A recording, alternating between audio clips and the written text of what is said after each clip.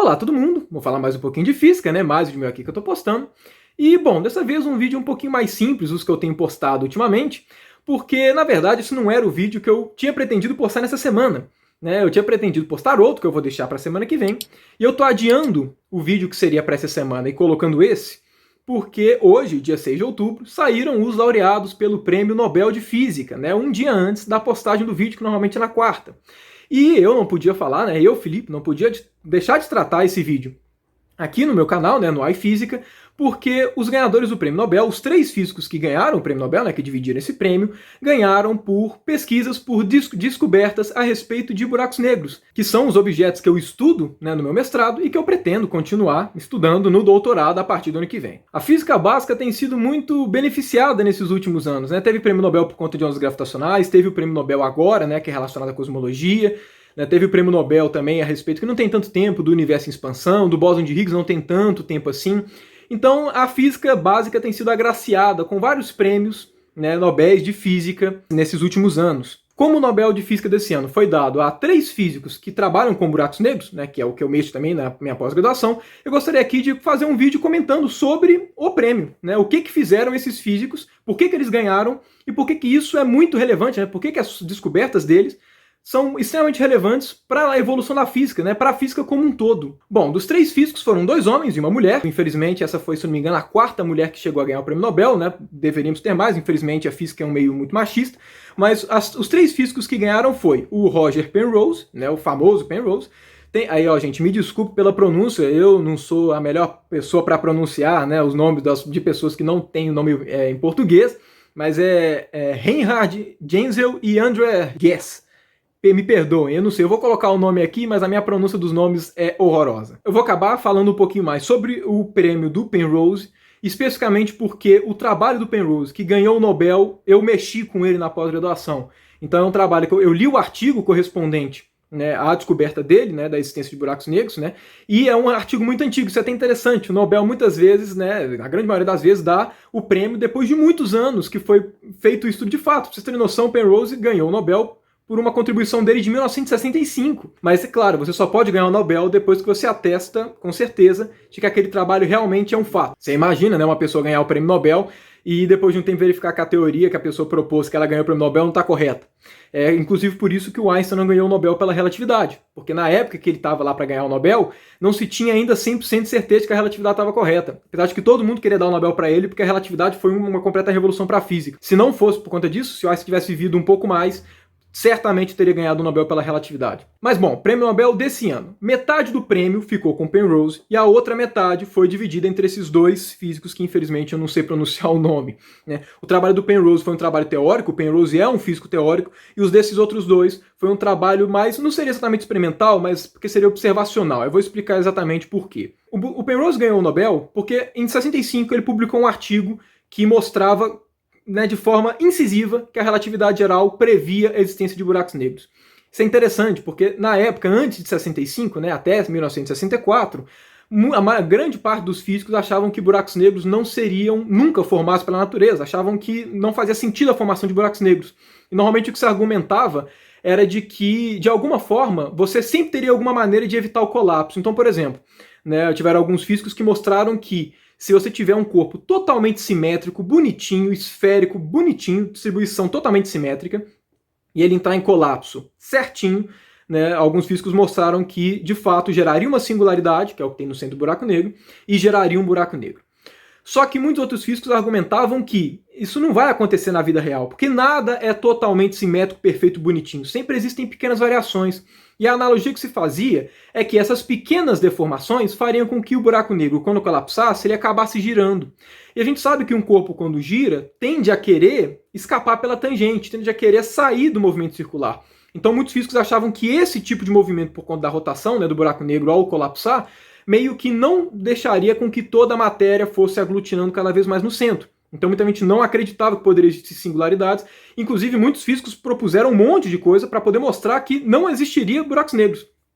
E o que o Penrose fez? O Penrose chegou e falou basicamente a lei máxima do universo. O universo não liga para o que vocês pensam. Chegou, pegou a relatividade geral e mostrou ali bonitinho que colapsos, né, que fossem simétricos e com alguns desvios deles, né, gerariam definitivamente buracos negros. Então ele provou, teoricamente, a partir da relatividade geral, que buracos negros, de fato, deveriam ser formados.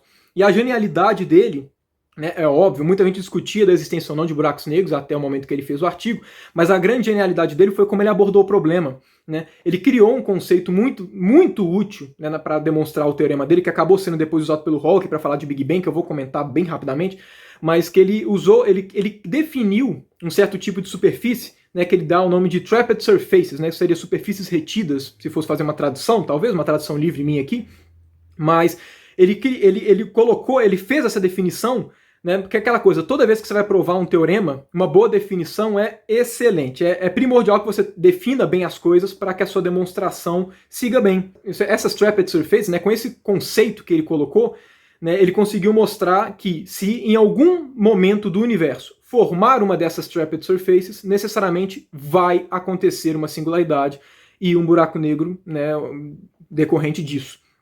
E o que ele mostrou é que toda vez que um corpo começa a entrar em colapso gravitacional, vai chegar um momento, né, dadas as condições que ele colocou, né, que seria simétrico ou com pequenos desvios, vai chegar um momento que no interior desse corpo em colapso vai formar uma trapped surface. E a partir do momento que formar uma dessas superfícies, né, necessariamente, o teorema garante que vai formar buraco negro. Então ele chegou, tava aquela discussão, será que existe buraco negro? Pode se formar ou se não pode? Penrose chegou, né, botou na mesa, falou para todo mundo, o universo não liga para suas opiniões se você acha que não existe. Tá aqui, pá, a matemática é basicamente a linguagem do universo. E o universo está falando pra gente que podem formar buracos negros. Foi um resultado muito contundente. E por que ele só ganhou o prêmio Nobel agora? Né, porque, claro, buracos negros, né, são difíceis de ser observados. Mas de alguns anos para cá, né, a gente tirou foto de buraco negro, a gente pega um monte de evidências indiretas, inclusive a segunda parte do prêmio Nobel foi por conta de observações também relacionadas a buracos negros.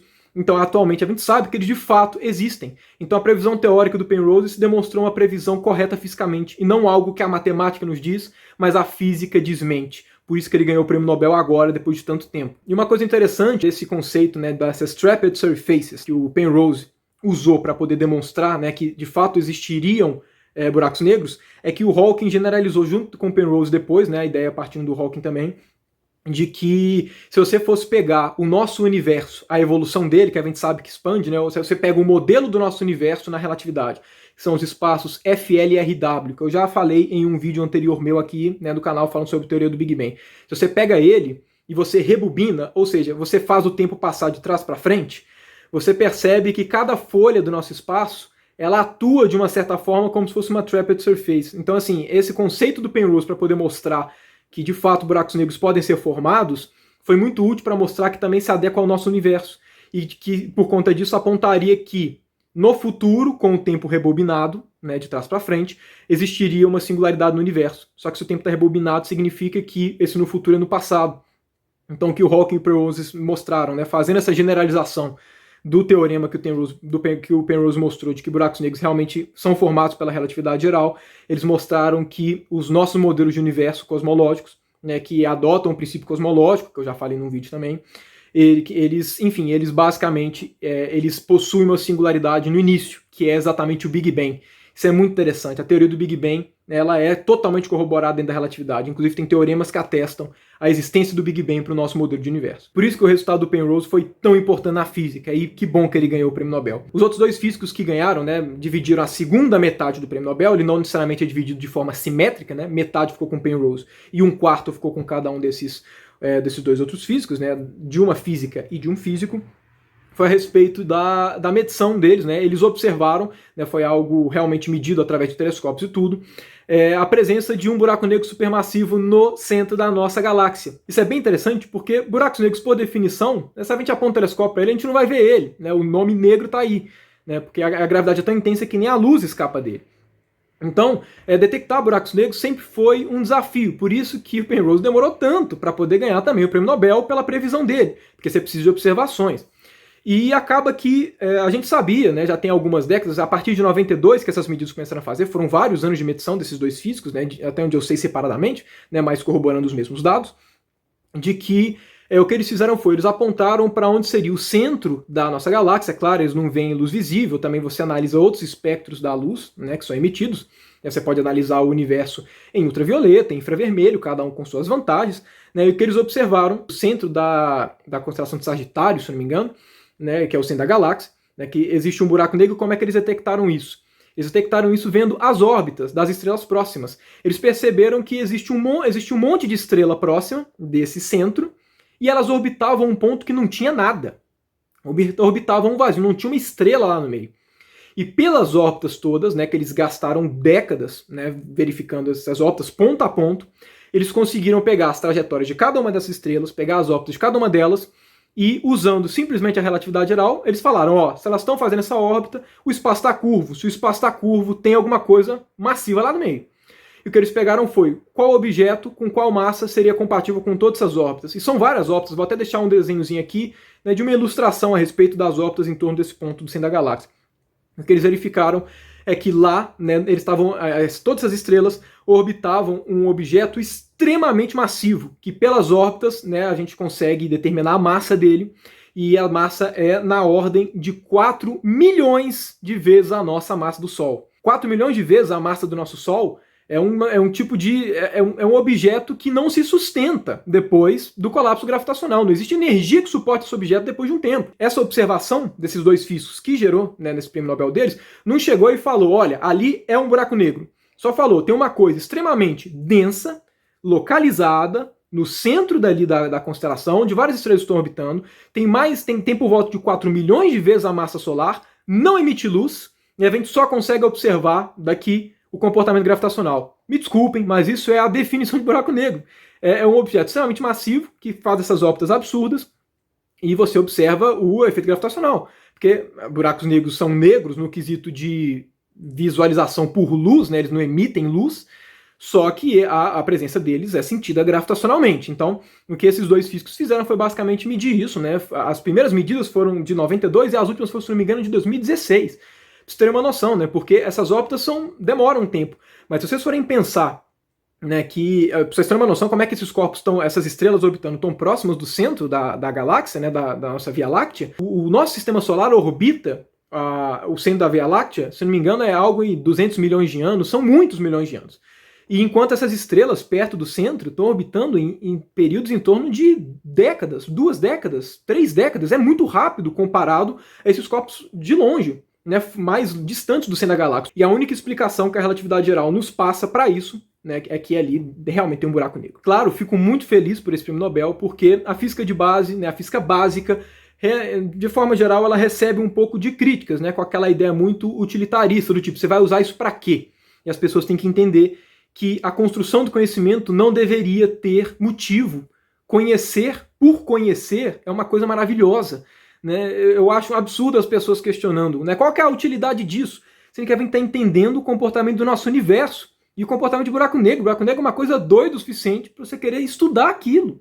Eu fico fascinado com essas coisas e é muito legal, porque esse prêmio Nobel foi basicamente um conjunto, né? A previsão teórica de buracos negros, né, feita lá atrás, em 65, com realmente uma das verificações. Mas a gente já viu isso antes, né?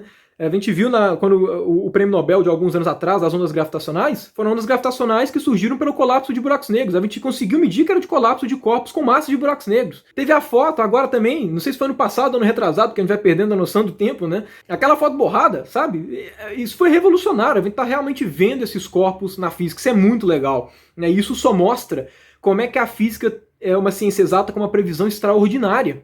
Você imagina um cara em 65 fazendo conta com a relatividade geral, chega que devem existir buracos negros, né, calando a boca de todo mundo atrás que falava que não existiria, que não era fisicamente plausível, ele usando física e fazendo conta, chegou que deveria existir e anos depois ganhou o prêmio Nobel. Por quê? Porque a gente realmente consegue ver várias evidências desses buracos negros. Mas bom, era basicamente isso que eu queria falar no vídeo, né, era só para compartilhar um pouquinho da felicidade de ver, né, a parte física básica, em particular cosmologia e buracos negros, ganhando, né, prêmios Nobel, para mostrar que estamos firme e forte, são assuntos espetaculares na física. Falando em buracos negros, né, eu vou deixar aqui uma tag também na descrição para você ver a minha playlist, né, falando um pouquinho de buracos negros e de teoria do Big Bang. né, eu pretendo falar sobre termodinâmica de buracos negros e falar um pouquinho da teoria do Big Bang como um todo, certo?